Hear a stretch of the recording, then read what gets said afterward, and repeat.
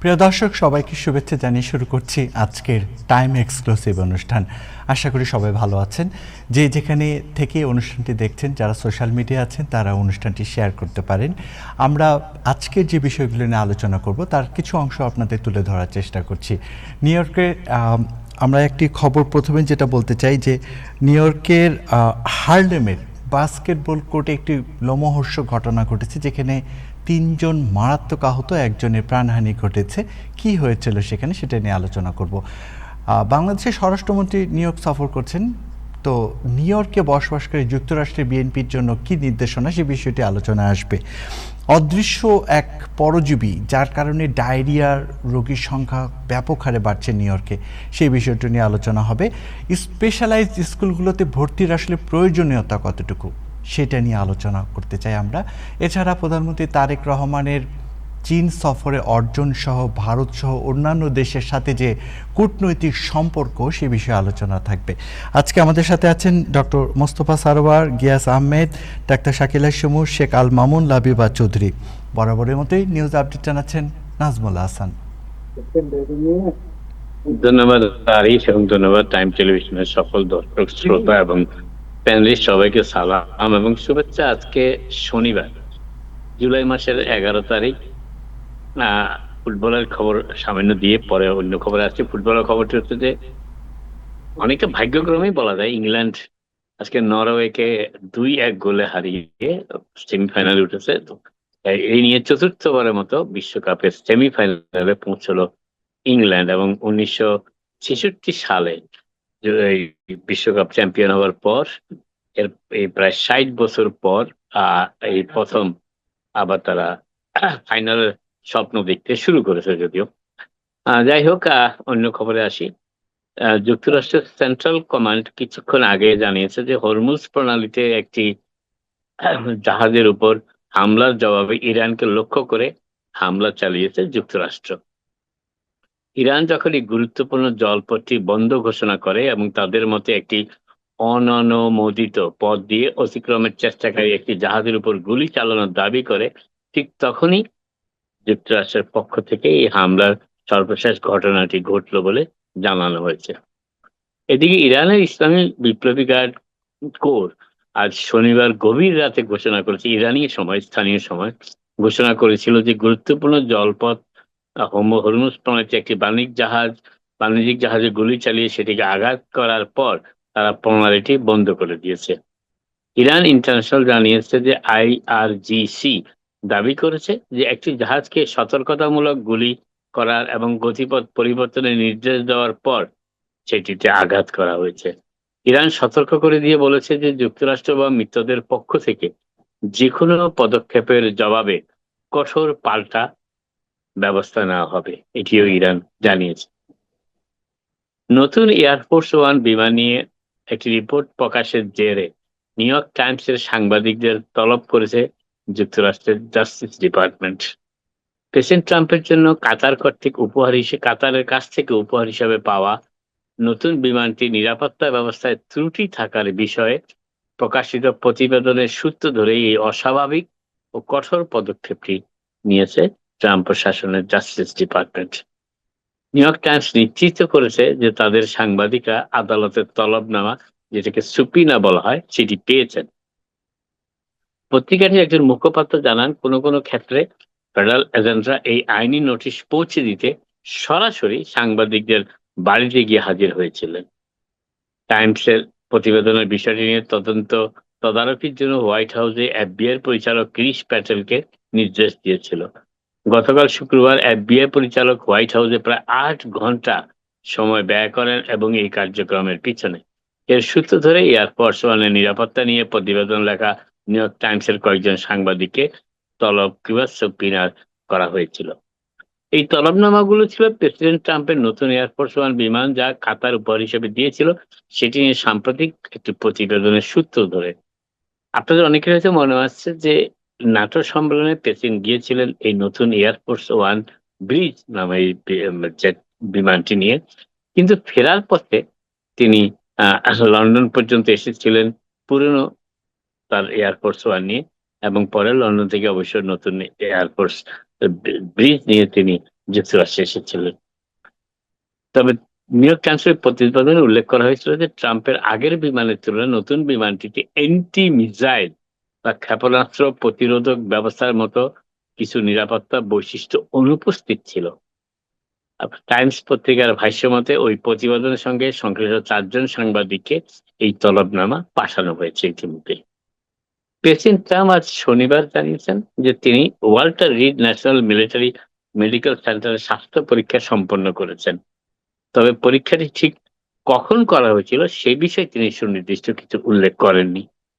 এটি স্পষ্ট নয় যে ট্রাম্প নতুন কোনো স্বাস্থ্য পরীক্ষা করিয়েছেন নাকি তিনি মে মাসের শেষের দিকে করা সেই সেই পরীক্ষার কথা আবারও বলছেন, যার পর তিনি বলেছিলেন যে পরীক্ষার ফলাফল সবকিছুই নিখুঁত ছিল।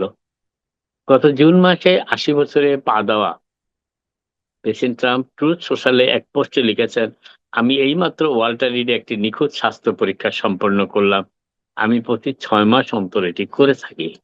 এছাড়া আমি আরো একটি কগনিটিভ টেস্ট বা বুদ্ধিভিত্তিক সক্ষমতা যাচাইয়ের পরীক্ষার অনুরোধ করে জানিয়েছিলাম। একমাত্র প্রেসিডেন্ট হিসাবে আমি ৩ বার এমন পরীক্ষা করিয়েছি এবং প্রতিবারই দারুণভাবে উত্তীর্ণ হয়েছি। সবকটি প্রশ্নের উত্তর সঠিকভাবে দিয়েছেন। এমনটাই বলেছেন প্রেসিডেন্ট ট্রাম্প। যুক্তরাষ্ট্রে বেকার ভাতার আবেদনের সংখ্যা সামান্য কমেছে। গত সপ্তাহে যুক্তরাষ্ট্রে কর্মী ছাঁটাইয়ের হার ঐতিহাসিকভাবে কম থাকায় গত সপ্তাহে বেকার ভাতার জন্য আবেদনকারী আমেরিকানের সংখ্যা সামান্য কমেছে। গত বৃহস্পতিবার যুক্তরাষ্ট্রের লেবার ডিপার্টমেন্ট জানিয়েছে যে গত ৪ জুলাই শেষ হওয়া সপ্তাহে বেকার ভাতার আবেদন ২,০০০টি কমে ২,১৫,০০০-এ নেমে এসেছে। তথ্য বিশ্লেষণকারী প্রতিষ্ঠান ফ্যাক্টসেট এর জরিপ অনুযায়ী বিশ্লেষকরা ২,২০,০০০ নতুন আবেদনের পূর্বাভাস দিয়েছিলেন যদিও, কিন্তু বেকার ভাতার সাপ্তাহিক আবেদনগুলোকে কর্মী ছাঁটাইয়ের একটি পরোক্ষ সূচক হিসাবেও বিবেচনা করা হয় এবং এটি যুক্তরাষ্ট্রের শ্রম বাজারের পরিস্থিতির তাৎক্ষণিক বা হালনাগাদ চিত্র তুলে ধরে। গত সপ্তাহে প্রকাশিত জুনের বিস্তারিত কর্মসংস্থান প্রতিবেদনে সরকার জানিয়েছিল যে জুন মাসে নিয়োগের গতিটা কমেছে এবং মাত্র ৫৭,০০০ নতুন কর্মসংস্থান সৃষ্টি হয়েছে সমগ্র যুক্তরাষ্ট্রে। এই সংখ্যাটি আগের মাসের মোট কর্মসংস্থানের অর্ধেকেরও কম এবং এটি ইঙ্গিত দেয় যে কোম্পানিগুলো এখনো চাকরির ক্ষেত্রে সতর্ক অবস্থান অর্থাৎ নতুন নিয়োগের ক্ষেত্রে সতর্ক অবস্থান বজায় রেখেছে। ট্রাম্প প্রশাসন হাইতি সহ ৭টি দেশের টেম্পোরারি প্রটেক্টেড স্ট্যাটাস যেটি টিপিএস ধারী কয়েক লাখ অভিবাসীর ওয়ার্ক পারমিটের মেয়াদ শেষ হওয়ার মাত্র কয়েক ঘন্টা আগে সাময়িকভাবে বাড়ানোর ঘোষণা দিয়েছে। সিটিজেনশিপ অ্যান্ড ইমিগ্রেশন সার্ভিসের পক্ষ থেকে জানানো হয়েছে যে হাইতি টিপিএস সুবিধাভোগীদের ওয়ার্ক পারমিটের নতুন মেয়াদ শেষ হবে ২৪শে জুলাই। আর ইথিওপিয়া, সিরিয়া, সোমালিয়া, ইয়েমেন, দক্ষিণ সুদান ও মিয়ানমারের নাগরিকদের পারমিট আরো ১ সপ্তাহ বাড়ানো হয়েছে।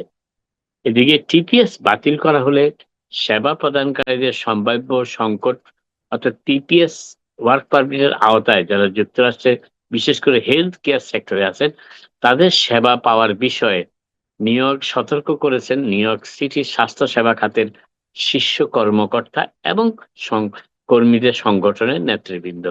নিউ ইয়র্কের স্বাস্থ্যসেবা খাতের কর্মীদের সংগঠনের নেতৃবৃন্দ সতর্ক করে বলেছেন যে অভিবাসী স্বাস্থ্যকর্মীদের টেম্পোরারি প্রটেক্টেড স্ট্যাটাস বা টিপিএস বা সাময়িক সুরক্ষা মর্যাদা হিসাবে যেটিকে গণ্য করা হয় স্থায়ীভাবে বাতিল করা হলে আহ সেবা প্রদানকারী অর্থাৎ কেয়ার গিভারদের তীব্র সংকট দেখা দিতে পারে। যুক্তরাষ্ট্রে অবস্থানরত হেইশিয়ান এবং সিরীয়দের জন্য মানবিক সুরক্ষা ব্যবস্থা বাতিল করার যে সিদ্ধান্ত ট্রাম্প প্রশাসন নিয়েছিল এবং পরবর্তীতে সুপ্রিম কোর্ট তার বৈধতা বহাল রাখায় সমগ্র যুক্তরাষ্ট্রের হাজার হাজার পরিবার যারা এতদিন টিপিএস এর আওতায় যুক্তরাষ্ট্রে বসবাস করছিলেন এবং কাজও করছিলেন তাদের মধ্যে তারা আতঙ্কের মধ্যে দিন কাটাতে শুরু করেছেন। আদালতের এই রায় তাদের নিজ দেশে ফেরত পাঠানোর পথ অর্থাৎ ডিপোর্টেশনের পথ প্রশস্ত করেছে এবং এটি প্রেসিডেন্টের অভিবাসন বিরোধী কঠোর পদক্ষেপের এজেন্ডার একটি বড় জয় হিসাবেও বিবেচিত হচ্ছে সুপ্রিম কোর্টের রায়টি। এই সুরক্ষার মেয়াদ গতকাল শুক্রবার শেষ হওয়ার কথা ছিল, তবে ডিপার্টমেন্ট অফ হোমল্যান্ড সিকিউরিটি একটু আগে যেটি বললাম যে কাজের অনুমতিপ্রাপ্ত টিপিএস সুবিধাভোগীদের মেয়াদ কিছুটা বাড়িয়েছে। 1990 সালে কংগ্রেস টিপিএস ব্যবস্থাটি চালু করেছিল। এর উদ্দেশ্য ছিল এমন সব মানুষকে নির্বাসন অর্থাৎ ডিপোর্টেশন থেকে সুরক্ষা দেওয়া, তাদের অভিবাসন সংক্রান্ত মর্যাদা যাই হোক না কেন, অর্থাৎ তারা যুক্তরাষ্ট্রে স্থায়ীভাবে থাকুক বা অস্থায়ীভাবে বসবাস করুক, যাদের নিজ দেশে ফিরে যাওয়া অনিরাপদ এবং তাদের বৈধভাবে কাজ করার অনুমতি প্রদান করা হয়েছিল। আজ হাইতিও হাই আজ আজও হাইতি অনেকের জন্যই এখনো অনিরাপদই রয়ে গেছে। নিউ ইয়র্ক সিটির শিক্ষা বিভাগের সর্বশেষ পরিসংখ্যান অনুযায়ী গত শিক্ষাবর্ষে অভিজাত স্টাইভেসেন্ট হাই স্কুলে নবম শ্রেণীতে মোট 777 জন শিক্ষার্থীর মধ্যে মাত্র 3 জন কৃষ্ণাঙ্গ শিক্ষার্থী ভর্তির সুযোগ পেয়েছে। এই নতুন পরিসংখ্যানটি নিউ ইয়র্ক সিটির 8টি স্পেশালিস্ট অর্থাৎ বিশেষায়িত পাবলিক হাই স্কুলে দীর্ঘকাল ধরে চলে আসা একটি প্রবণতারই প্রতিফলন বলে ধারণা করা হচ্ছে। উল্লেখযোগ্য হচ্ছে যে এই স্কুলগুলো সিটির অন্যতম মর্যাদাপূর্ণ এবং অত্যন্ত প্রতিযোগিতামূলক শিক্ষা প্রতিষ্ঠান।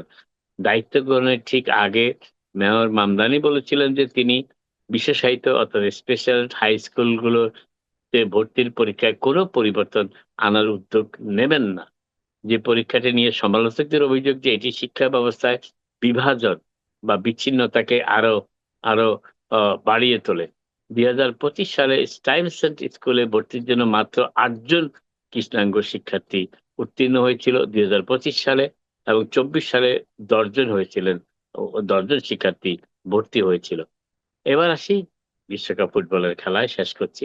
অতিরিক্ত সময়ে নাটকীয় জয়সূচক গোলটি করে জুডি বেলিংহ্যাম ইংল্যান্ডকে সেমিফাইনালে পৌঁছে দিয়েছেন। পুরো খেলায় তুলনামূলকভাবে ভালো খেলেও নরওয়ে দুর্ভাগ্যজনক পরিস্থিতির শিকার হলে ইংল্যান্ড তাদের হারিয়ে 226 সালের বিশ্বকাপের সেমিফাইনালে জায়গা করে নিল। নরওয়ের দ্বিতীয় একটি গোল আর্লিং হালান্ডের ফাউলের কারণে ভিএআর অর্থাৎ ভিডিও অ্যাসিস্ট্যান্ট রেফারিং এর মাধ্যমে বাতিল হওয়ার পর খেলার প্রথম 90 মিনিটে 1-1 গোলে অমীমাংসিত থেকে যায় এবং পরবর্তীতে অতিরিক্ত সময়ের প্রথমার্ধে গোলবারের সামান্য দূরে স্লাইড করে জয়সূচক ও খেলার দ্বিতীয় গোলটি করেন বেলিংহ্যাম। আন্দ্রিয়াস শ্যালরুপ নরওয়েকে এগিয়ে দিয়েছিলেন প্রথমার্ধে, কিন্তু বেলিংহাম চমৎকার একটি ফিনিশিং এ সমতা ফিরিয়ে আনেন। যদিও গোলটি ঠিক আগের মুহূর্তে বলটি স্পাইডার ক্যামে আঘাত করার পরও বলটি বহাল থাকা ইংল্যান্ড কিছুটা ভাগ্যবানই ছিল সেক্ষেত্রে। মাঝে মাঝে ভাগ্যের সহায়তা পেলেও 1966 সালের পর প্রথমবারের মতো বিশ্বকাপের ফাইনালে ওঠার লক্ষ্যে ইংল্যান্ড এখন সুইজারল্যান্ড অথবা তাদের পুরনো প্রতিদ্বন্দ্বী আর্জেন্টিনার মুখোমুখি হবে আগামী বুধবার আটলান্টায়। আর্জেন্টিনা এবং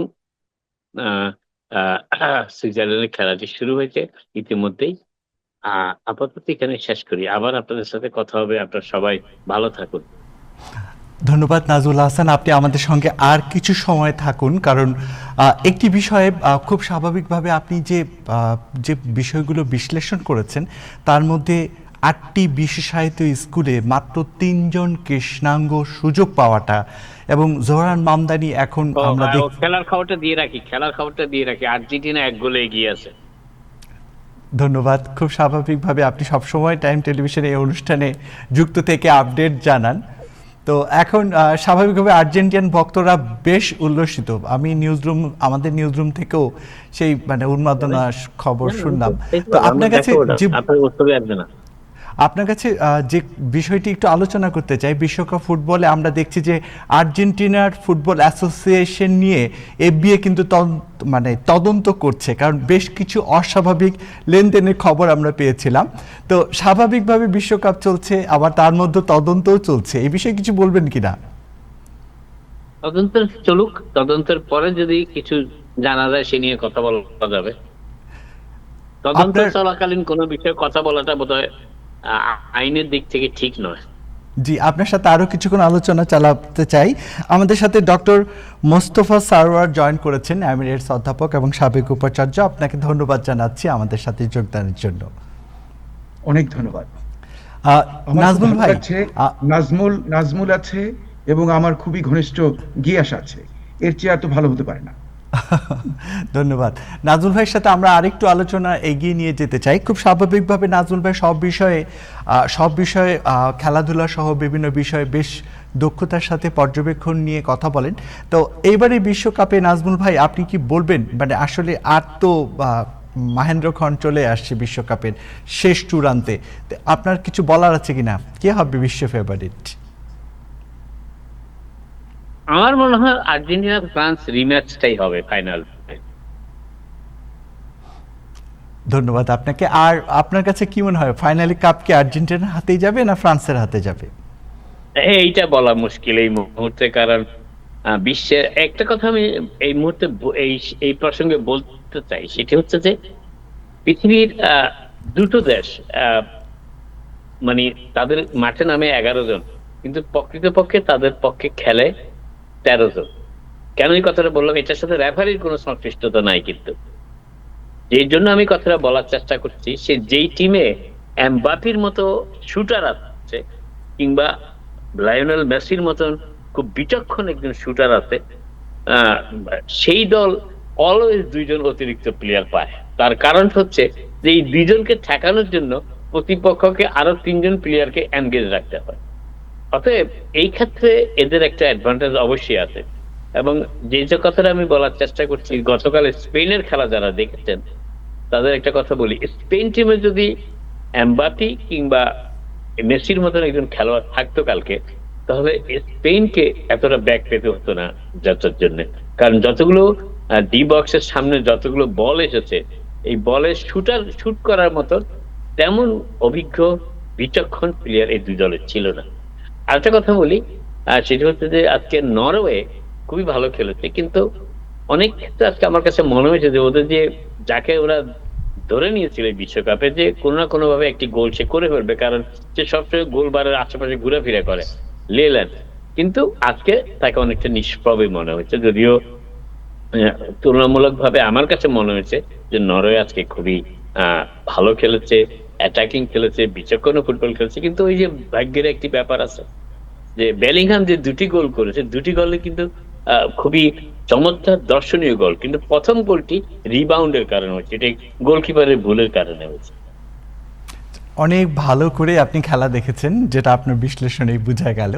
আপনার কাছে যে প্রশ্নটি এখন রাখতে চাই, আপনি কিছুক্ষণ আগে যে সংবাদটি দিয়েছেন, 8টি বিশেষায়িত স্কুলের মধ্যে 3 জন মাত্র কৃষ্ণাঙ্গ সুযোগ পেয়েছে। আমরা জানি যে বাংলাদেশি কমিউনিটি যারা বিশেষ স্কুলগুলোর দিকে একটা বিশেষ নজর থাকে, তাদের অনেকেরই সন্তানদেরকে এই বিশেষ স্কুলে ভর্তির ব্যাপারে তাদের আলাদা আগ্রহের জায়গা থেকে যে এই খবরটি আপনি দিলেন, এটা কি তাদের কাছে কতটুকু পজিটিভ ইফেক্ট হবে না নাকি নেগেটিভ ইফেক্ট হবে?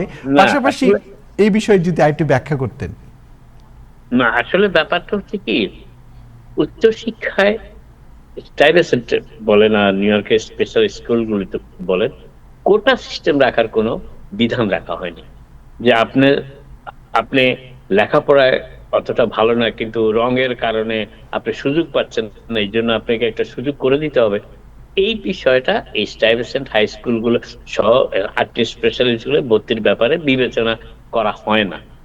এটি ছিল নিউ ইয়র্কের কৃষ্ণাঙ্গ এবং হিস্প্যানিক সম্প্রদায়ের অভিযোগ। দীর্ঘদিন ধরে এই অভিযোগটি করে আসছেন তারা বলার চেষ্টা করছেন যে এই সিটির এলিট স্কুল তাদের বিবেচনায়, যদিও এগুলি খুব ভর্তি পরীক্ষাগুলো খুব কম্পিটিটিভ, এলিট স্কুলগুলোতে কৃষ্ণাঙ্গ ছাত্রছাত্রীরা পড়াশোনা সুযোগ পায় খুব কম, কারণ ভর্তি পরীক্ষায় তারা উত্তীর্ণ হতে পারে না, যে টেস্টগুলি দেওয়া হয়।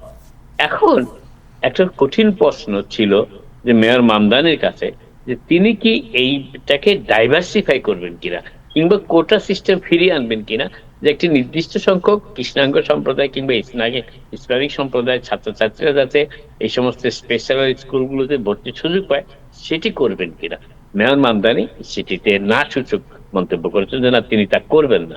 তার কারণ হচ্ছে তিনি নিজেও কিন্তু স্পেশাল হাই স্কুলের ছাত্র ছিলেন, ব্রঙ্ক সায়েন্সের, এবং তিনি এই ভর্তি পরীক্ষা দিয়েই তিনি সেই ব্রঙ্ক সায়েন্স স্কুলে ভর্তির সুযোগ পেয়েছিলেন। অথচ এই ভর্তি পরীক্ষার ব্যাপারটি তিনি জানেন এবং তিনি ফেসও করেছেন। এখন কথাটা হচ্ছে যে আমেরিকার বিভিন্ন বিশ্ববিদ্যালয়গুলিতে এক ধরনের অলিখিত বলেন আর লিখিত বলেন কিংবা ঘোষিত বলেন অঘোষিত বলেন, এক ধরনের কোটা সিস্টেম চালু আছে, সেটা অন্যভাবে করা হয়। যেমন বিশ্ববিদ্যালয়ের যারা ডোনার, তাদের সন্তানদের লেখাপড়ার মান যতটুকুই থাকুক না কেন, তারা একটা কোটায় ভর্তির সুযোগ পেয়ে যায়। আর সেটা হার্ভার্ডেও আছে, সেটা এমআইটিতেও আছে কিছু। কিন্তু যেই বিষয়টা নিউ ইয়র্ক সিটির পাবলিক স্কুল সিস্টেমে করা হয়েছে, যে এই আটটি এখন প্রতি কয়েক বছর পর পরই সংখ্যা বাড়ে, কিন্তু যে এলিট স্কুল, যেটাকে স্পেশালিস্ট হাই স্কুল বলা হয়, এগুলি আসলে খুব উঁচু মান সম্পন্ন ছাত্রছাত্রীদের ভর্তির জন্য লেখাপড়ার অব্যাহত রাখার জন্য করা হয়। কোটা সিস্টেমের ব্যাপারটি এটি ভাবা হয়নি, তবে ভবিষ্যতে হবে কিনা সেটি বলা মুশকিল। ধন্যবাদ আপনাকে, আপনি আমাদের সঙ্গে থাকুন। আমরা ডক্টর মোস্তফা সারোয়ার ভাইকে সাথে একটু রেখেছি। উনি কূটনৈতিকভাবে প্রধানমন্ত্রী তারেক রহমানের যে অর্জন, ভারত সহ পৃথিবীর বিভিন্ন দেশের সম্পর্ক, পাশাপাশি চীনের সাথে সম্পর্কের জায়গাটা আসলে কতটুকু অর্জন, এই বিষয়ে একটু কথা বলার জন্য টাইম এক্সক্লুসিভ অনুষ্ঠানে আজকে ওনাকে আমি আমন্ত্রণ জানিয়েছি। নাজমুল ভাই একটু থাকুন, আমরা এই বিষয়ে একটু আরেকটু আলোচনা করি। অনেক ধন্যবাদ আপনাকে আমাকে ডাকার জন্য। আর আমার খুবই ভালো লাগছে যে সাংবাদিক এডিটর নাজমুল হাসান, যাকে আমি কনসিডার করি one of our icons in the United States, মানে আমি দারুণ শ্রদ্ধা করি একে। আবার আমি দেখছি যে আমার খুব ঘনিষ্ঠ এর দেখছি, ওর মুখ দেখছি না, গিয়াস, কারণ আমি জানি ওর স্যুটের রং দেখে আমি জানি যে এটা গিয়াস, সেও আছে। খুব ভালো লাগছে। আচ্ছা, আপনার প্রশ্নের উত্তর দিলে আমি প্রথমেই বলতে হবে যে প্রাইম মিনিস্টার তারেক রহমানের যে পররাষ্ট্র নীতি, তার মূল প্রিন্সিপাল আমরা কি এক সেন্টেন্সে বলতে পারি? ছোট একটা সেন্টেন্স? ইয়েস, আমরা পারি। বাংলাদেশ ফার্স্ট, এটা হলো তার, মানে তার যে পররাষ্ট্রনীতির মূল আদর্শ। আর এর সঙ্গে আমি যদি কানেক্ট করি যে বাংলাদেশ ফার্স্ট, তার সঙ্গে কিন্তু আমরা আবার মিলিয়ে নিতে পারি ওই যে অনেক আগে হোসেন শহীদ সোহরাওয়ার্দীর বক্তব্য, যে ফ্রেন্ডশিপ টু অল, ম্যালাইজ টু নাম। এই প্রিন্সিপালের উপরে ভিত্তি করে উনি এগিয়ে যাচ্ছেন। আচ্ছা, এখন এই অগ্রসর হওয়ার পথে একটা গুরুত্বপূর্ণ ব্যাপার হলো, যেটা আপনি আর্টিকুলেট করেছেন, সেটা হলো যে চীনে তার সফরটা, চীনের যে জুন মাসে তার সফরটা, এই সফরটা কতটা সাকসেস হয়েছে, এটা এটা আমাদের প্রশ্ন করা উচিত। আচ্ছা, আমরা দেখলাম যে উনি যেভাবে ক্ষমতায় এলেন, মাত্র 4 মাস কয়েকদিন হয়েছে, 4 মাস 20 দিনের মতন। এর মধ্যেই কিন্তু ওনার যে এই ভ্রমণটা এবং তাতে যে অর্জনগুলো, সেটা কিন্তু আমরা যে কোনো একটা নতুন প্রাইম মিনিস্টারের জন্য ক্ষমতায় আসার মাত্র এই কয় মাসের ভেতরে এটা অর্জন করাকে আমি দারুণ গুরুত্ব দান করছি। যেমন ধরুন, ওনার অর্জনগুলো কি হয়েছে সেটা যদি আমি সামারাইজ করি, তাহলে আমরা দেখব যে কতগুলো ব্যাপার ওখানে ঘটেছে। যেটা যৌথ যে বিবৃতি, খুবই গুরুত্বপূর্ণ। এটি কিন্তু সবসময় পাওয়া যায় না। আমরা জানি যে লাস্টের একটা ভ্রমণ, এর আগের এক প্রধানমন্ত্রীর, সেখানে কিন্তু কোনো যৌথ বিবৃতি ছিল না। এটা আমাদের লক্ষ্য রাখতে হবে যে যৌথ বিবৃতি কিন্তু খুব গুরুত্বপূর্ণ, সেটা হয়েছে। এবং সেই যৌথ বিবৃতিতে আমি যে দেখলাম যে কতগুলো জিনিস, যেটা গুরুত্বপূর্ণ ব্যাপার, সেটা হলো যে আপনার যেমন ধরেন দ্বিপাক্ষিক সম্পর্কে যে শেয়ার্ড ফিউচার, যে যৌথ ভবিষ্যৎটা কি হবে এই দুই দেশের, তাতে কিন্তু আমি দেখলাম যে কৌশলগত উন্নয়ন, এটা একটা গুরুত্বপূর্ণ ব্যাপার। স্ট্র্যাটেজিক যে বন্ধুত্বটা এবং ডেভেলপমেন্টটা, নতুন যুগে চীন ও বাংলাদেশ যৌথ ভবিষ্যতের একটি community, it's a community together. এটা কিন্তু আমি মনে করব যে তার এই সফরের একটা অন্যতম অবদান, এটাকে যে স্বীকার করা। আর একটা হলো যে বাংলাদেশের সার্বভৌমত্বের প্রতি চীনের অবিচল সমর্থন, যে আমাদের যে টেরিটোরিয়াল ইন্টিগ্রিটি এবং অন্যান্য যে সোভরেন সার্বভৌমত্বের সঙ্গে যে এলিমেন্টসগুলো থাকে, তার সবগুলোতে চীনের যে মানে যৌথ যে হয়েছে, এটা আমি খুব সমর্থন করি। তা মানে এটাকে আমি খুব পছন্দ করেছি, তার যে সমর্থনটা চীনের। On the other side Tarek Rahman, prime minister Tarek Rahman, উনিও এক চীন নীতি, যেটা সেখানে যে অবিচল প্রতিশ্রুতি উনি আবার ব্যক্ত করেছেন, এটাকে আমি একটা বিরাট মনে করি যে এক চীন নীতি, এটা হলো ফান্ডামেন্টাল। আচ্ছা, এর মধ্যে আপনি যদি দেখেন যে আরেকটা ব্যাপার, যে মাননীয় প্রাইম মিনিস্টার তারেক রহমান নতুন ক্ষমতা গ্রহণ করেছেন, কাজে এখানে কিন্তু একটা বিরাট ব্যাপার হলো যে কূটনৈতিক ও রাজনৈতিক একটা আস্থা, যে মিউচুয়াল একটা ট্রাস্ট, হ্যাঁ, এটা কিন্তু উনি কায়েম করেছেন, উনি কিন্তু এটা অ্যাচিভ করেছেন। যে এটা কিন্তু একটা সাইকোলজিক্যাল ব্যাপার, কিন্তু এই সাইকোলজিক্যাল ব্যাপারটায় আমি দেখলাম যে প্রাইম মিনিস্টার তারেক রহমান, ওনার অ্যাচিভমেন্টটা একটা দারুণ আনপ্যারালাল অল্প সময়ের মধ্যে। এটাকে আমি মনে করি যে এই আস্থা পুনরুদ্ধার করা, যে মিউচুয়াল যে ট্রাস্টটা, হ্যাঁ, এটা কিন্তু অলরেডি, এটাই কিন্তু মানে একটা নতুন গভর্নমেন্টের জন্য ওইটাই কিন্তু স্টার্টিং পয়েন্ট, এবং ওই স্টার্টিং পয়েন্টটা উনি খুব সুষ্ঠুভাবে অর্জন করেছেন। আচ্ছা, তারপরে আরেকটা জিনিস, যে উন্নয়নের ব্যাপারে যে কতগুলো আছে পরস্পর, মানে চীন এবং আমাদের ভেতরে, সেখানে সবচেয়ে যেটা আমি গুরুত্বপূর্ণ মনে করি যে তারেক রহমানের অ্যাচিভমেন্ট, সেটা হলো যে আমাদের বাংলাদেশের যে ইন্ডাস্ট্রি অথবা শিল্প আধুনিকীকরণের ব্যাপারে চীনের সঙ্গে যে সহমত হয়েছে, এটাকে আমি মনে করি যে বিশাল। তার কারণ যে আমরা তো থাকতে পারি না যে আমরা শুধু যে গার্মেন্টসের উপরে ভিত্তি করে চলবো, এটা তো 21st সেঞ্চুরিতে চলতে পারে না।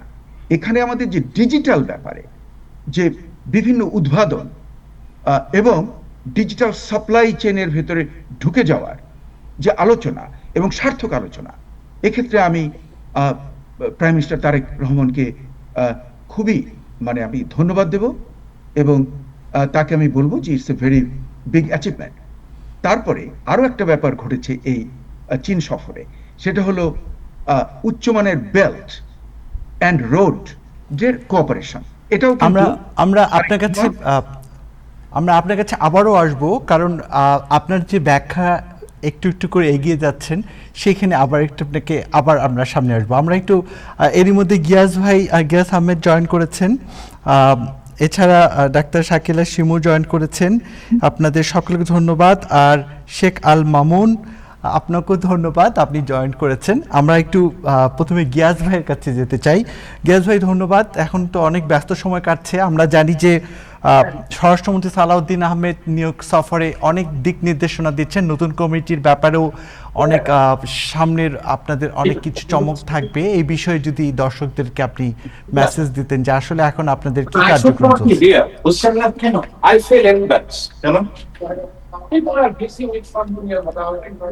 জি সালাউদ্দিন, গিয়াস ভাই।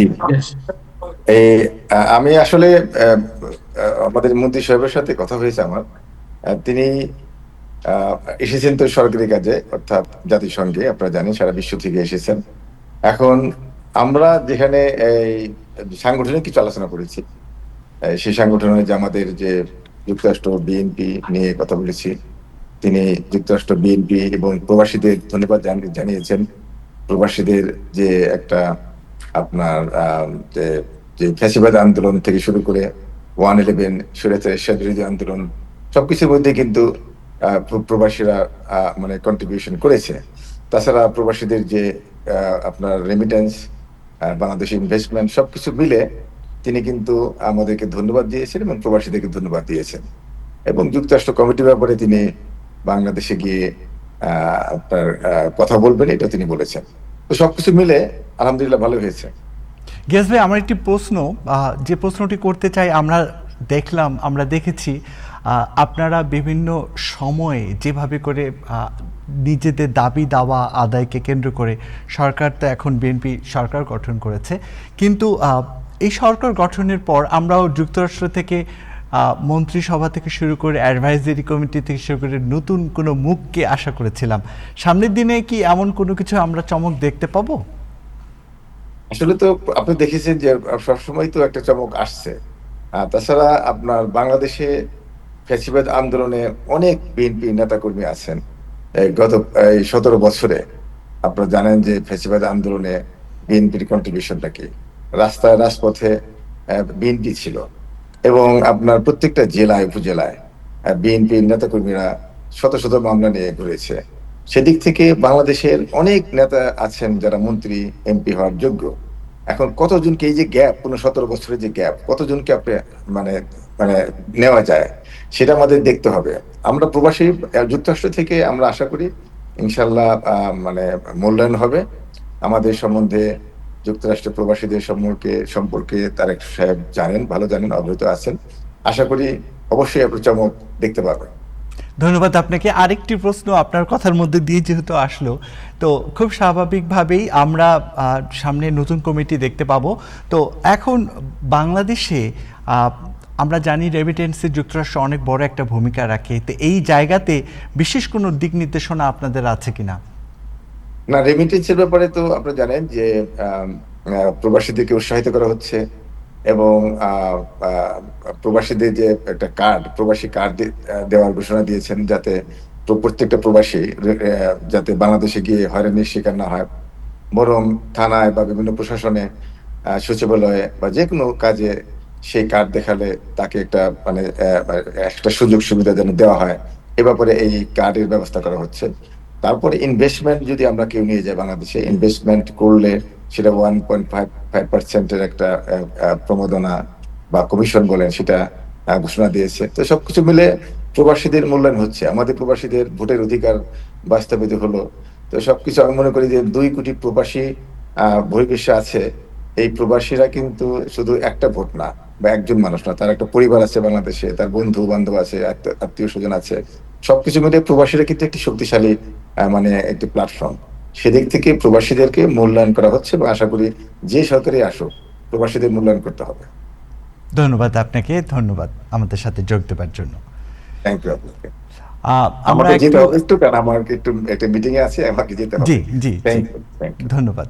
তো আমরা এখন একটু যেতে চাই শেখ আল মামুন ভাই আপনার কাছে, এবং আরও একটি খুবই গুরুত্বপূর্ণ ব্যাপার যে অদৃশ্য একটা জীবাণু নিউ ইয়র্কে এরই মধ্যে দেখা গেছে, যে জীবাণুটার কারণে ডায়রিয়া অনেক মানুষ আক্রান্ত হচ্ছে, এবং সে থেকে সাবধান কিভাবে হতে হবে এই জন্য আমাদের সাথে ডাক্তার শাকিলা সময় এর মধ্যে জয়েন করেছেন।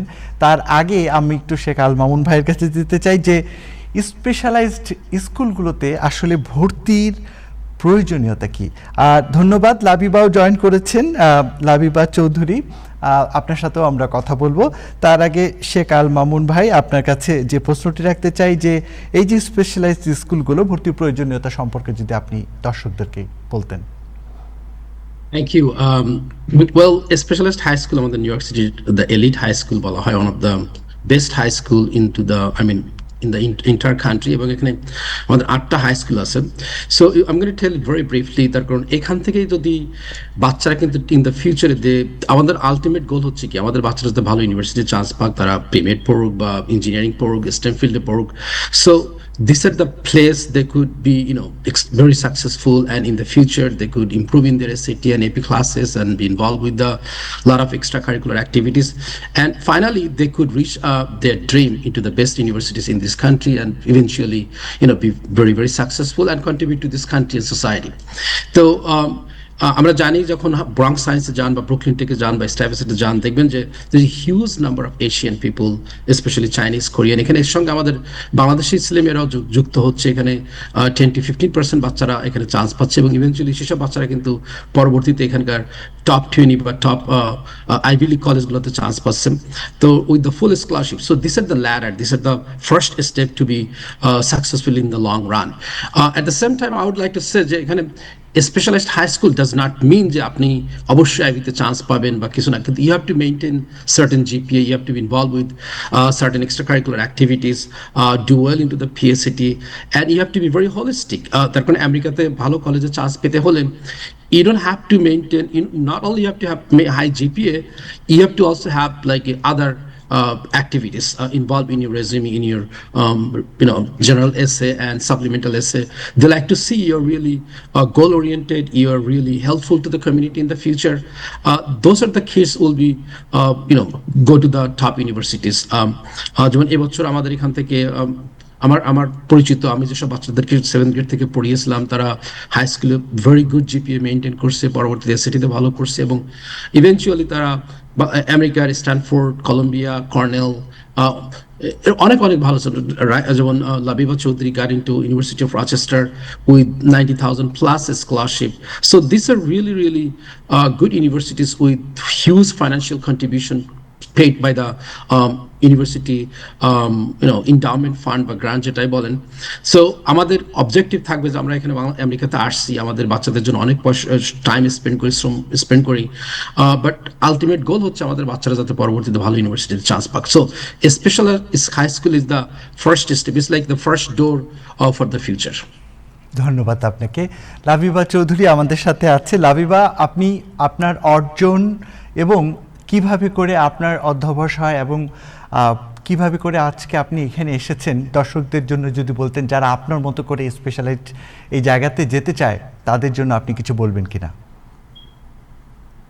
আসসালামু আলাইকুম, আমার নাম লাবিবা চৌধুরী। আমি নেক্সট স্কুল ইয়ারে আমি ইউনিভার্সিটি অফ রচেস্টারে ঢুকবো ইনশাল্লাহ। আমি বলতে চাই আর কি, সবাই বলে স্টুডেন্টদেরকে অনেক হার্ডওয়ার্ক করতে, আর অবভিয়াসলি এভরি স্টুডেন্ট জানে যে হার্ডওয়ার্ক করতেই হবে, আর আমরা তো সবাই বাঙালি, সবাই হার্ডওয়ার্ক করে। বাট সবচেয়ে ইম্পর্টেন্ট জিনিস হার্ডওয়ার্কের সাথে হচ্ছে প্যারেন্টদের সাপোর্ট অবভিয়াসলি, বাট আমাদের প্যারেন্টরা তো অনেক কাজ করে আসছে, আমাদেরকে অবভিয়াসলি সাপোর্ট দিবে, বাট অলসো ইম্পর্টেন্ট হচ্ছে রাইট ডাইরেকশনে হার্ডওয়ার্কটা দিতে। তো আপনি অনেক দিন কাজ করতে পারবেন, মানে পুরা 4 বছর মনে করেন একটা টেস্টের জন্য পড়তেছে একা একা, বাট যদি এই এনার্জিটা রাইট ডাইরেকশনে না পড়ে তাহলে অনেক রাইট ডাইরেকশনে না পড়লে আপনি কিছু এন্ড গোল পাবেন না। তো আই থিঙ্ক আমি গেছি মামুস টিউটোরিয়ালে 7th গ্রেড থেকে, আর আমি ব্রাঙ্ক সায়েন্সে সায়েন্স পাইছি আলহামদুলিল্লাহ ব্রাঙ্ক মামুস টিউটোরিয়াল থেকে। আর তারপরে আমি অলসো মামুস টিউটোরিয়ালে গেছি এসএটি সাপোর্ট নিতে। আর আই থিঙ্ক মামুস টিউটোরিয়াল অনেক হেল্প করছে, স্পেশালি রাইট ডাইরেকশনে পুট করতে। I studied a lot and I think just being able to work under Mr. Mamoon, who is a professor, a math professor, and also Mr. Scott, একটা English teacher মামুস tutorial অনেক experience আছে আর অনেক ভালো করে English পড়াইতে পারে। আর এইসব support নিয়ে আমি আমার হার্ডওয়ার্কটা রাইট ডাইরেকশনে পুট করতে পারছি আর পার্সোনালাইজ সাপোর্ট পাইতে পারছি উইথ মামুস টিউটোরিয়াল। আর আমি 7th গ্রেড থেকে এখন পর্যন্ত পড়তে পারতাম, আর যদি আমি এইসব পার্সোনাল সাপোর্ট না পাইতাম আমার প্যারেন্টসদের থেকে, আমাদের টিচার থেকে আর টিউটোরিয়াল থেকে, আমি কলেজে আমি জানি না কোন কলেজে যাইতাম, বাট আলহামদুলিল্লাহ আমি অনেক সাপোর্ট পাইতে পারছি। আর এইসব টিউটোরিয়াল অনেক হেল্পফুল রাইট ডাইরেকশনে সাপোর্ট পাওয়ার জন্য। আর আমাদের school obviously public school, private school, specialize school, সব স্কুল আপনাদেরকে সাপোর্ট দিতে পারবে, বাট এই পার্সোনালাইজ সাপোর্ট একটু ডিফিকাল্ট হয় অনেক জায়গায় পাইতে, স্পেশালি বড় স্কুলে। সো এই জন্য মামুস টিউটোরিয়াল অনেক ভালো হয়েছে আমার জন্য। লাবিবা, আরো অনেক প্রশ্ন আছে আপনার কাছে, কারণ আপনাকে দেখে আরো অনেকেই অনুপ্রাণিত হবে পড়ালেখার বিষয়গুলো টুকিটাকি আপনার সাথে কথা বলবো। এবং মামুন ভাই, আপনার তো অনেক প্রশংসাই শুনছি, সব সময় শুনি, কারণ স্বাভাবিকভাবে আপনারা বাংলাদেশিদের সহ সবার জন্য এগিয়ে আসেন। উচ্চশিক্ষার যে দোয়ার, সেটা আপনারা সামনে এগিয়ে যাওয়ার স্বপ্নের ক্ষেত্রে ভূমিকা রাখেন। আপনারা দুজনেই থাকেন, আপনাদের সাথে আলোচনা করবো। আমি একটু ডাক্তার শাকিল আসি, আপনি কিছু বলতে চান মামুন ভাই? Just 30 seconds, I'm sorry. Labiba Chaudhary got into Bronx Science and also private high school with Labiba didn't mention the number, it's 40,000 plus scholarship into private high school. So eventually she chose to go to private high school with the $40,000 full scholarship, and eventually now she's going to go to the very good university with a lot of money and a scholarship. Thank you. আপনার কাছে কিন্তু আমরা আবারও আসবো এবং লাবিবার কাছেও আসবো। তার আগে একটু ডাক্তার শাকিলা শিমু অনেকক্ষণ ধরে আমাদের সাথে আছেন, উনি একটু খুবই গুরুত্বপূর্ণ মেসেজ দর্শকদের জন্য দিতে চান, যে একটা অদৃশ্য জীবাণু যেটা ভীষণভাবে ডায়রিয়া আক্রান্ত হচ্ছে অনেক মানুষ, এবং এ থেকে আসলে কিভাবে নিজেকে সতর্ক রাখা যায়, আর এই জীবাণু সম্পর্কে যদি দর্শকদের জন্য আপনি কিছু বলতেন। আসসালামু আলাইকুম সবাইকে। লাবিবাকে কনগ্রাচুলেশনস, আজকের টপিকগুলো আমার খুব ভালো লাগছে শুনতে। প্রথমে যেটা বলতে চাই, সাইক্লোস্পোরিয়াসিস, যেটা সাইক্লোস্পোরা হচ্ছে একটা প্যারাসাইট, এটা কিন্তু ব্যাকটেরিয়া বা ভাইরাস না, যেগুলো দিয়ে সাধারণত আমরা বেশিরভাগ সময় ডায়রিয়া বা অনেক অসুখ বিসুখ দেখে থাকি। প্যারাসাইট বলতে যারা আমাদেরকে অন্য প্রাণীর মতো, যারা আমাদের কৃমি বা এই জাতীয় আর কি, তো এগুলো আসলে পাওয়া যাচ্ছে হচ্ছে ফ্রেশ প্রোডিউস, যেগুলো আমরা সালাদ খাই বা ফ্রেশ ফ্রুটস খাই, ওগুলোর সাথে আমরা এটা ইনজেস্ট করতেছি, এবং স্মল ইন্টেস্টাইনে কিন্তু এটা আমাদেরকে আক্রান্ত করছে। সাথে হচ্ছে 1 সপ্তাহ ইনকিউবেশন পিরিয়ডের পরে গিয়ে এই প্রচন্ড ডায়রিয়া হয়, যেটাকে ওয়াটারি ডায়রিয়া, আমরা এক্সপ্লোসিভ ডায়রিয়া বলি। এই সাইক্লোস্পোরিয়াসিসের ক্ষেত্রে এটাকে বলা হচ্ছে এক্সপ্লোসিভ ডায়রিয়া, কারণ ডায়রিয়াটা এত বেশি মানে মানে এক্সপ্লোসিভ টাইপের, মানে খুব ভয়ঙ্কর ধরনের ডায়রিয়া হচ্ছে, এবং এটা কিন্তু সপ্তাহ মানে 2-3-4 সপ্তাহ পর্যন্ত এটা স্থায়ী হচ্ছে। তো এখন পর্যন্ত আমেরিকায় মনে হয় 1000-2000-এর উপরে কেস পাওয়া গেছে, নিউ ইয়র্ক স্টেটেও প্রায় 400 কেস পাওয়া গেছে, 30টার মতো স্টেটে অলরেডি ডিটেক্টেড হয়েছে। তো এটা যদি মনে হয় যে আমার ডায়রিয়া বেশি দিন ধরে চলছে, অবশ্যই ডাক্তারের শরণাপন্ন হওয়া উচিত। আর ফলমূল, সালাদ বা যেটাই খাচ্ছেন ভালো করে ওয়াশ করে খাওয়া উচিত। এটা হচ্ছে প্রধান প্রিভেনশন আর কি। মামুন ভাই, আপনার কোনো প্রশ্ন আছে? খুব মনোযোগ দিয়ে কথাগুলো শুনছিলেন। Well, no, like আমার আব্বা দ্যাট ইজ সে তো অনেক বয়স্ক, তো আমি দেখি যে প্রায় তার ডায়রিয়া হয়, so it's definitely for the বয়স্কদের জন্য ইটস এক্সট্রিমলি ডিফিকাল্ট। তো এখানে প্যারাসাইটিক ডাক্তার শাকিলা শিমু বলতে পারবেন, বাট এখানে প্রোবায়োটিকটাকে কিভাবে ইউটিলাইজ করা যায় আমাদের যারা ওল্ডার এজ আছে তাদের গাট ইমপ্রুভমেন্টের জন্য, যদি একটু আমাদেরকে শেয়ার করেন। শেখ মামুনের কথার সূত্র ধরে আমি একটা কথা বলে রাখতে চাই, এই সাইক্লোস্পোরাতে আক্রান্ত হওয়ার ঝুঁকি কিন্তু বয়স্কদের, শিশুদের এবং প্রেগনেন্ট মহিলা বা যারা ইমিউন ডেফিসিয়েন্ট পেশেন্ট তাদের ক্ষেত্রে রিস্কটা বেশি। তো বয়স্কদের ডায়রিয়া হলে আমরা অনেক সময় গুরুত্ব দিই না, এটা কিন্তু গুরুত্ব না দেওয়াতে যেটা হয়ে যায়, অনেক সময় অনেক বেশি ডায়রিয়া হয়ে ইলেকট্রোলাইট ইমব্যালেন্স হয়ে যায়, আলটিমেটলি কিডনি ফেলিওর হয়ে যেতে পারে। তো বয়স্কদের ডায়রিয়া, আপনার বাবা বা হ্যাঁ আমাদের বাবা মা যারাই আছেন, ডায়রিয়া হলে খুব একটা মানে গুরুত্বহীন ভাবে দেখার কোনো সুযোগ নেই। আর এটা হচ্ছে প্রোবায়োটিক্সটা খেতে পারে অনেকের, হচ্ছে সারা বছর পেটে কিছু প্রবলেম থাকে, আমাদের বিশেষ করে বাঙালিদের ফুড হ্যাবিট তো অতটা ভালো না, অনেক ভাজা পোড়া খায়, তো তেল বেশি ইউজ হয় আমাদের রান্নায়। তো ওইগুলার হিসেব করলে প্রোবায়োটিক্সটা কিছুটা হেল্প করে। টক দই খেতে পারে, বা ইভেন ঘরে বানিয়ে কিছু টক দই বা ওগুলা যদি খাওয়া যায় ভালো। কেনা দইয়ের মধ্যে ফ্লেভার কম থাকলে ওটা বেশ বেটার, কারণ অনেক প্রিজারভেটিভ, অনেক ফ্লেভার গুলা দিলে দেখা যায় প্রোবায়োটিক ইফেক্টটা কমে যায়। তাছাড়া কিছু সাপ্লিমেন্টস পাওয়া যায়, ওগুলো আসলে সাপ্লিমেন্টস তো আসলে এটা তো এফডিএ অ্যাপ্রুভড কিছু না, এটা আমরা জানি না কতটুকু কাজ করে, but one can definitely try. Thank you. ধন্যবাদ আপনাকে। এখন একটু লাবিবার কাছে যেতে চাই আবারও।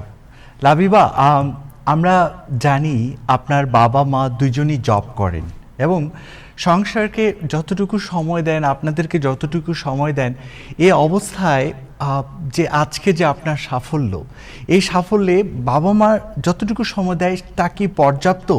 আর আপনি আপনার বাবা মায়ের কাছ থেকেই বা কতটুকু অনুপ্রাণিত হয়েছেন? আমরা জানি যে প্রতিটি সন্তান তার অভিভাবক হচ্ছে তার সবচেয়ে বড় শক্তি, প্রথম শক্তি, এবং দ্বিতীয় শক্তি অবশ্যই যে তাকে শিক্ষা দেয়। তো আপনি এই বিষয়ে দর্শকদেরকে কিছু বলবেন?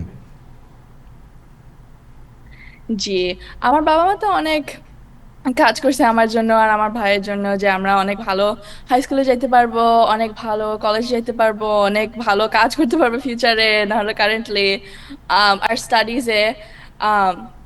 আমার বাবা মা অনেক হেল্প করছে আমার ব্রাইট সাপোর্ট পাইতে সব কিছুতে, স্টাডিজে, ক্যারিয়ারে, etcetera etcetera. But I think something অনেক মানুষের বুঝেন না, যে আমাদের বাবারা অবভিয়াসলি ফাইন্যান্সিয়াল সাপোর্ট দেয়, বাট অনেক ইমোশনাল সাপোর্টও দেয়। আমার বাবা মা মেক শিওর করে আমি স্পেস পাই একটা রুমে, লাইক আমার হোমওয়ার্ক করতে, নাহলে আমি যদি বাইরে যাইতে হবে হোমওয়ার্ক একটা টেস্ট নিতে, তাহলে আমি এটাও করতে পারবো। আর একদিন আমি ঘরের একটা জিনিস করতে পারবো না কারণ আমার বেশি কাজ, এটা আন্ডারস্ট্যান্ড করে। তো এইসব টাইপের ইমোশনাল সাপোর্ট অলসো অনেক ইম্পর্টেন্ট, যে অনেক বাবা মারা আমাদেরকে হেল্প করে। আর এটা অবভিয়াসলি অনেক ওভারলুকড হয়, বাট এটা অলসো অনেস্টলি ভেরি ইম্পর্টেন্ট। আপনার কাছে আরেকটি প্রশ্ন, বাবা মার সাপোর্টে ইমোশনাল সাপোর্ট বেশি ইম্পর্টেন্ট নাকি ফাইন্যান্সিয়াল? আমরা জানি ফাইন্যান্সিয়াল সাপোর্ট তো মাস্ট লাগবেই, বাট ইমোশনাল সাপোর্টটা কীরকম কেমিস্ট্রি কাজ করে সাইকোলজিক্যালি? তো আমি তো এখনো সাইকোলজি স্টুডেন্ট না, বাট ইনশাল্লাহ। But I think emotional support অনেক হেল্প করে যে আমাদের একটা ফাউন্ডেশন বিল্ড করতে পারবো আমরা। তো আমরা হোমে বুঝতেছি আমরা স্টাডি করতে পারবো, একটা জায়গা আছে আমরা যাইতে পারবো স্টাডি করতে, না হলে কথা বলতে, না হলে যে কোনো কিছুই করতে। আর এই ফাউন্ডেশনটা অনেক ইম্পর্টেন্ট যে আমরা নিজের মতো করে এডুকেশন বিল্ড করতে পারবো। আমাদের বাবা মা সবসময় হেল্প করতে পারবে না আমাদের ম্যাথ হোমওয়ার্কের সাথে, না হলে ইংলিশ হোমওয়ার্কের সাথে, না হলে সায়েন্স হোমওয়ার্কের সাথে, বাট ইটস রিয়েলি ইম্পর্টেন্ট যে আমাদেরকে একটা স্পেস দেয় যে আমরা নিজের মতো করে স্টাডি করতে পারবো। আর এই ফাউন্ডেশনটা অনেক ইম্পর্টেন্ট আমাদের নিজের হার্ডওয়ার্ক বিল্ড করার জন্য। আর at the end of the day আমাদের হার্ডওয়ার্ক তো অনেক ইম্পর্টেন্ট, বাট এই ফাউন্ডেশনটা যেটা আমাদের হার্ডওয়ার্ক বিল্ড করা যাবে এটাও অনেক ইম্পর্টেন্ট। আর এই টাইপের ফাউন্ডেশন না থাকলে আমাদের মানে হার্ডওয়ার্ক তো করতে পারবোই না। তো মনে করেন আমি যদি ঘরে যদি হোমওয়ার্ক না করতে পারি, অন্য কিছু করতে হবে, তাহলে তো অবভিয়াসলি আমার হার্ডওয়ার্ক তো কোনো ফ্রুইটেশনে আসতেছে না। জি, সো আমি মনে করি ইমোশনাল হার্ডওয়ার্কটা একটা ফাউন্ডেশন বিল্ড করে, যেটা অনেক ইম্পর্টেন্ট ইভেন ফাইন্যান্সিয়াল সাপোর্ট থেকে। ধন্যবাদ, আপনি আমাদের সাথেই থাকুন, আরও কথা আছে। এবার একটু শেখ মামুন ভাই আপনার কাছে আবার আসতে চাই। আমরা জানি যে আপনি আলোকিত মানুষ তৈরি করেন এবং আপনার প্রতিষ্ঠান থেকেই আমরা বাংলাদেশি অনেক আলোকিত স্টুডেন্টকে দেখেছি এবং আপনি যে শ্রমটুকু দেন সেটা নিঃসন্দেহে অনেক বড় একটা ভূমিকা রাখে। তো আমি যে কথাটি বলতে চাই যে যারা বাংলাদেশি এই 8টি বিশেষায়িত স্কুলে যাদের সন্তানদেরকে পাঠাতে চায়, তাদের জন্য বিশেষ করে আপনার কোনো মেসেজ আছে কিনা? Well, definitely message আছে, বাট আমি একটু লাবিবার সঙ্গে যোগ করতে চাই। দেখেন, আমাদের যে সোশিও ইকোনমিক স্ট্যাটাস, যারা আমরা newly immigrated to this country, their earning, their livelihood is, যদি কম্পেয়ার করেন, is we are living in a very below 50%, আমি এত স্পেসিফিকলি বলবো না, বাট আমাদের যে গ্রোথটা, আমাদের বাচ্চাদের যে growth is like we are doing way better than people who are making $250,000 or living in a certain socioeconomic status in a neighborhood, in a school district. তো তাদের সঙ্গে কম্পিট করতে হলে আমরা definitely we need a huge support for our kids, যেটা লাবি mic মাত্র বললো। Without those kind of emotional support, financial support is a different factor. Even though we are making very little money, we are spending a certain percent of our limited income for our kids. That's a huge contribution, কিন্তু hugely multiply করে in the long run. এটা কিন্তু আমরা initially বুঝতে পারি না যদি আমরা খুব অল্প ইনকাম করি। আর একটা যেটা প্রবলেম হচ্ছে আমাদের কমিউনিটিতে, ধরেন আমরা বাংলাদেশের প্রসপেক্টিভে ডাক্তার শাকিলা এখানে আছে, বা there's a lot of people যে ডাক্তার হতে হবে অথবা ইঞ্জিনিয়ার হতে হবে, কিন্তু those are the two sector in Bangladesh that people become very successful. But আমেরিকাতে যেটা হয়, you could study anything. You could study chemistry, physics, biology, chemical engineering, electrical, whatever, any STEM field. You could be writer, you could still be successful. You could study finance and economics. So এখানে কিন্তু আমরা অনেক সময় আমাদের প্যারেন্টসরা we feel insecure, so we force our kids, you know what, you need to go to the study medicine. But ekhane medicine is a long time process. Definitely if you have passion, then you should definitely go for it for 4-year pre-med, then go for another 4-year medical school. But we should not impose. Ekhane kintu amader bachchaderke they should have freedom to explore whatever the field they want to study in the long run. Eta ekটু ami ekটু add korte chai. Being a teacher, I've been teaching in high school since 2004. It's been more than 20 plus years. Among Mamos tutorial, I teach kids in our community since 2010 till now. So অনেক সময় এগুলো face করতে হয় যে ভাই কি করব, বা আমার বাচ্চারা শুনতেছে না, কিন্তু they should listen to their kids because they are growing up in a different society, different environment, এবং আমেরিকার prospectus is huge, যেটা আমরা অনেক সময় বুঝতে পারি না। যেমন আজকে আমি যেটা পড়তেছি it could be obsolete, but something would come up in the future, we don't know, কিন্তু তাদেরকে এক্সপ্লোর করার অপরচুনিটি দেওয়া উচিত। যেমন আমার একটা বাচ্চা এখন গোল্ডম্যান স্যাক্স কাজ করে, একটা না কয়েকটা বাচ্চা কাজ করে। উই নেভার থট যে আমাদের বাচ্চারা ফাইন্যান্স এবং ইকোনমিক্স পড়ে এখানকার টপ 5 ইনভেস্টমেন্ট ব্যাংকে কাজ করবে। So it's possible. আমাদের বাচ্চারা এখানে মেডিসিনে যাচ্ছে, ডেফিনেটলি ফার্মাসি স্কুলে যাচ্ছে, ইঞ্জিনিয়ারিং স্কুলে যাচ্ছে। So let them decide what's the best field they want to have passion, love, তাদেরকে সেখানে দেওয়া উচিত। পরে আপনি যেটা জিজ্ঞেস করতেছিলেন যে হ্যাঁ বাংলাদেশি প্যারেন্টসদের জন্য মেসেজ কি? ডেফিনেটলি যেসব বাচ্চারা এখন 9 থেকে 10-এ উঠতেছে, দে কুড স্টার্ট দ্য পিএসএটি, আর যারা 10 থেকে 11 গ্রেড উঠতেছে তাদেরকে এসএটি করা উচিত। তার কারণ যেসব বাচ্চারা পিএসএটি এবং এসএটির দিকে ফোকাস করে, দে আর ভেরি গোল ওরিয়েন্টেড। তারা তখন ভাববে, you know what, it's not only that is scoring high in SAT and PSAT. তখন তারা চিন্তা করে যে I need to maintain high GP, I need to go to, let's say, they can have a targeted college. You know, I want to go to NYU, I want to go to Cornell. What's their SAT requirement? What's their GPA requirement? What's their extracurricular they're looking for? So এখন থেকে summer থেকে এগুলো করা উচিত, যে extra curricular activities involve উচিত, research করে involve হতে বা ভলেন্টারি করেন, anything, do something, do not stay home, and at the same time prepare for the SAT, PSCT. এবং যেসব বাচ্চারা 7 থেকে 8 উঠবে in September is the best time to prepare for the specialized high school exam.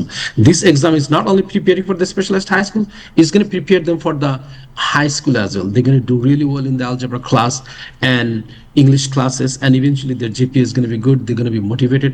So those are the little things they could do during the summer and the next year. ধন্যবাদ আপনাকে। এবার একটু লাবিবার কাছে যেতে চাই। লাবিবা, আমি যে কথাটি বলতে চাই যে খুব স্বাভাবিকভাবে তোমার মতো যারা সফল হতে চায়, যে সমস্ত যে দর্শকরা দেখছে তাদের অনেকেই তাদের সন্তানরা সহ এই অনুষ্ঠানটি দেখছে বা পরে দেখবে, তাদের জন্য তোমার কি মেসেজ আছে, কিভাবে নিজেকে তৈরি করতে হবে? আমি মনে করি, সো ফার্স্ট আমি প্যারেন্টদের সাথে বলি, প্যারেন্টরা আই থিঙ্ক ভেরি ইম্পর্টেন্ট। আপনাদের যেটা মিস্টার মাউন্ট বলছে, আপনাদের বাচ্চাদের সাথে লিসেন করা, ভেরি ইম্পর্টেন্ট। ওদের গোলস বোঝা, কারণ আপনি আপনাদের বাচ্চাদেরকে হেল্প করতে পারবেন না ওদের গোলস না বুঝলে।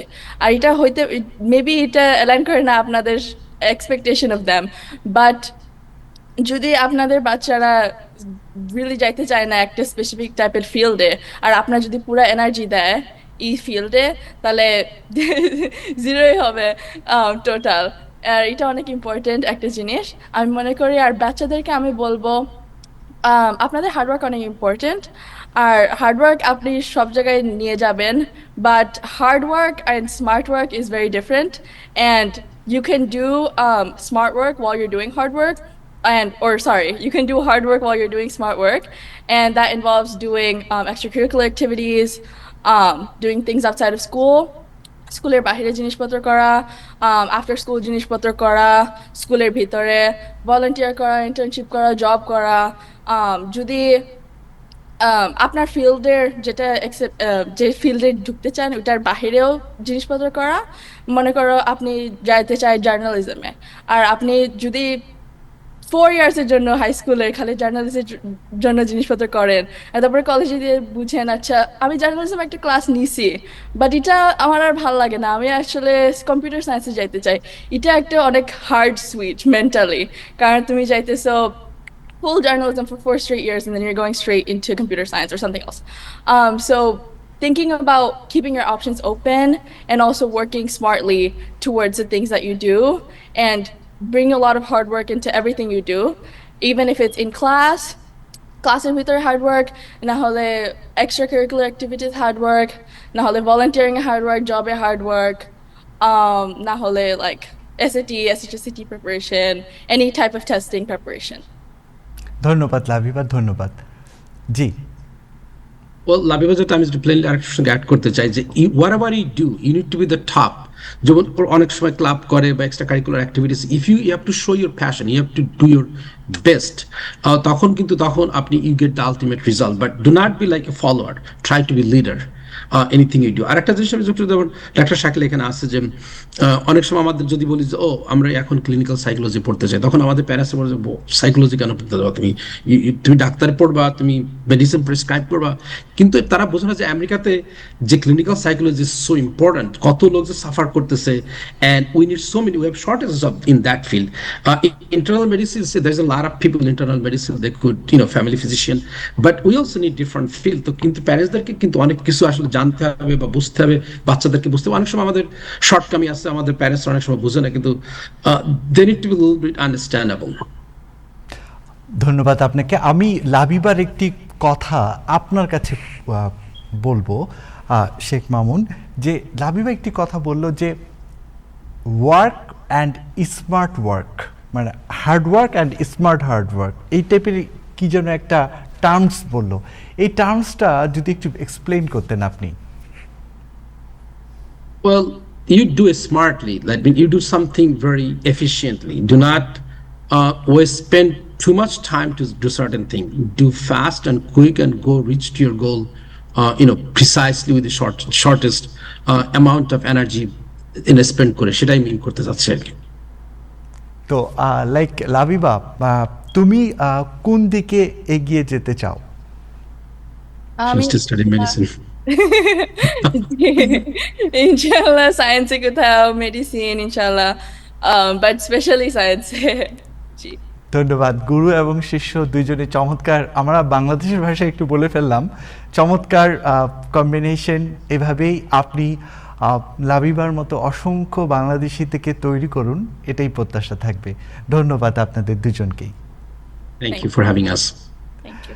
ধন্যবাদ। আমরা একটু ডাক্তার শাকিলের কাছে যেতে চাই এখন। ডাক্তার শাকিল, আমরা তো যে ব্যাকটেরিয়া নিয়ে কথা বললাম, এই ব্যাকটেরিয়া খুব স্বাভাবিকভাবে আমরা বিভিন্ন রিপোর্টে দেখলাম যে যেভাবে সংক্রমণ বাড়ছে, তো এই সংক্রমণ থেকে আপনার কাছে কি মনে হয় যে এটা এভাবে করে যদি বাড়তে থাকে, এটা আমাদের জন্য সামনে কোনো বিপদের অপেক্ষা করছে কিনা? বিশেষ করে শিশু বা বয়স্কদেরকে দেখা যাচ্ছে বেশি সংক্রমণ হচ্ছে। প্রথমে আমি যেটা বলতে চাই, এটা কিন্তু মানুষ থেকে মানুষে কন্ট্যাক্ট হচ্ছে না, এটা ছড়াচ্ছে শুধুমাত্র ফ্রেশ প্রোডিউস থেকে। তো আমরা বাইরের খাবার খাওয়া, বিশেষ করে বাইরের যে খাবারগুলা, সালাদ বা ওগুলা, এখন ওগুলাকে আমরা যদি একটু অ্যাভয়েড করি এবং ফ্রেশ প্রোডিউসগুলো ভালো করে ওয়াশ করে তারপরে কাটি বা খাই, ওটা একটা ভালো দিক। তবে এটাতে কিন্তু মৃত্যুর সংখ্যা আসলে কমানো খুব সহজ। এটা ডাক্তারের কাছে দ্রুত যাওয়া উচিত এবং সঠিক নিয়মে অ্যান্টিবায়োটিক সেবন করলে ভালো হয়ে যাওয়া সম্ভব। তবে সচেতনতাটা বাড়ানো আসলে অনেক দরকার। ধন্যবাদ আপনাকে, ধন্যবাদ আমাদের সাথে যোগদানের জন্য। আমরা অনুষ্ঠান শেষ করব, আবারও মামুন ভাইয়ের কাছে লাস্ট একটি প্রশ্ন করেই অনুষ্ঠানটি শেষ করতে চাই।